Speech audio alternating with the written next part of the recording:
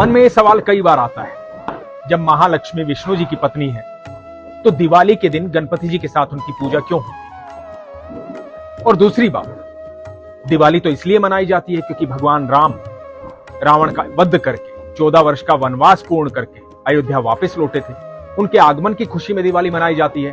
तो महालक्ष्मी जी की और गणपति जी की पूजा क्यों होती है? तो इस सवाल का ये जवाब सुनिए। हरे कृष्ण दोस्तों, मैं हूं अनुज शर्मा। ये जो दिन है 2 युगों से जुड़ा हुआ है, एक सतयुग और दूसरा त्रेता युग।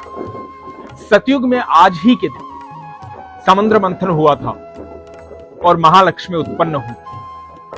महालक्ष्मी का विवाह महाविष्णु से हुआ था, भगवान विष्णु से हुआ था। और भगवान विष्णु ने महालक्ष्मी को अनंत ब्रह्मांड की स्वामिनी बनाया था, संपदा की, सुख की, संपत्ति की। और उनके सहयोगी के तौर पर उन्हें भगवान कुबेर दिए थे कि कुबेर हमेशा साथ रहेंगे और कुबेर धन वितरित करने में उनकी सहायता करेंगे। लेकिन भगवान कुबेर जो है वो काफी कंजूस थे। जहां महालक्ष्मी चाहती थी वहां धन नहीं दे पाते थे। महालक्ष्मी को यह लगता था कि मेरे जो भक्त हैं उनको समय पर धन प्राप्त नहीं हो रहा, क्योंकि कुबेर कंजूस हैं। जितने धन की आवश्यकता है उतना धन प्राप्त नहीं हो रहा। जो उनकी आराधना करते हैं उनको वो धन नहीं मिल रहा।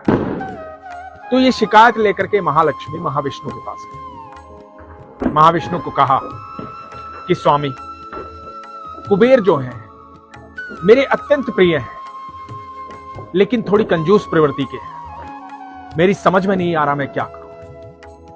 भगवान विष्णु ने कहा कि आप किसी और को अपनी सहायता के लिए चुन सकती हैं। तो महालक्ष्मी ने कहा कि मैं हमेशा कुबेर को अपने साथ रखना चाहती हूं। वो मेरे अत्यंत प्रिय हैं, लेकिन थोड़े कंजूस हैं। तो महाविष्णु ने कहा कि ठीक है, तो इसके लिए आपको सबसे बुद्धिमान विघ्नहर्ता भगवान गणेश को अपने साथ रखना होगा। वो आपकी सहायता करेंगे, क्योंकि उनसे बुद्धिमान कोई भी नहीं है। तो जब गणेश जी को यह कार्यभार सौंपा गया तो गणेश जी ने भगवान कुबेर के सामने महालक्ष्मी से वरदान मांगा कि आप मुझे वरदान दीजिए कि मैं जब जिसकी सहायता करना चाहूं आप उसमें कोई इनकार नहीं करेंगे, आप तुरंत उसकी सहायता करेंगे।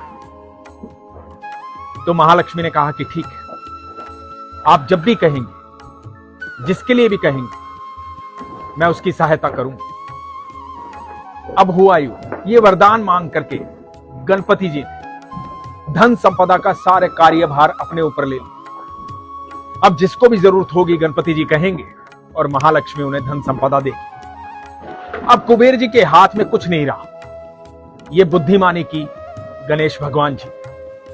अब जब भी किसी को धन की आवश्यकता होती थी तो गणपति जी महालक्ष्मी को बोलते थे और महालक्ष्मी उसकी मदद करती थी। इससे महालक्ष्मी अत्यंत प्रसन्न हुई। कुबेर जी को नाराज भी नहीं करना पड़ा और उनका मन चाहा कार्य भी हो गया। और दूसरी बात, महालक्ष्मी चलायमान है, एक जगह स्थिर नहीं रहती, अपनी गति में रहती है।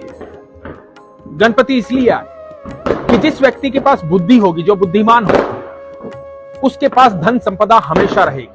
जो बुद्धि का प्रयोग करेगा उसके पास धन संपदा हमेशा रहेगी। तो गणपति जी उसी के लिए महालक्ष्मी को कहते हैं जिसके पास बुद्धि होती है, जो भक्ति करता है, प्रेम से रहता है, दूसरों का भला करता है, अपना कर्तव्य निभाता है। इधर आज ही के दिन त्रेता युग में भगवान राम 14 वर्ष का वनवास करके, रावण का वध करके अयोध्या वापस लौटे थे। अयोध्या वासियों ने घी के दिए जलाए थे भगवान राम के स्वागत के लिए, जो आज पूरे भारतवर्ष में उनके स्वागत के लिए आज भी वो घी के दिए जलाए जाते हैं। पूरा भारतवर्ष और पूरी दुनिया भगवान राम का वापसी पर स्वागत करती है। आज ही के दिन अधर्म पर धर्म की विजय प्राप्त करके भगवान राम अयोध्या वापस लौटे थे। इसलिए आज का दिन, दीपावली का दिन, भगवान राम के आगमन की खुशी में और महालक्ष्मी और गणपति जी की पूजा करके मनाया जाता है। दूसरा प्रश्न ये दिमाग में आता है कि महालक्ष्मी तो महाविष्णु की पत्नी है, तो पूजा गणपति जी के साथ क्यों होती है? तो दोस्तों, देवशयनी एकादशी से देव उठनी एकादशी तक भगवान विष्णु विश्राम पर होते हैं और महालक्ष्मी गणपति जी को अपना पुत्र मानती है। और गणपति जी को उन्होंने कहा कि जब भगवान विष्णु मेरे साथ नहीं होंगे उस समय हर पल तुम मेरे साथ हो। तो ये वो समय होता है जब गणपति जी महालक्ष्मी के साथ होते हैं और इन दिनों में महालक्ष्मी पूरे पृथ्वीवासियों को उनकी इच्छा अनुसार गणपति जी की देख रेख में धन संपदा देती है, सुख संपत्ति देती है, ऐश्वर्य देती है।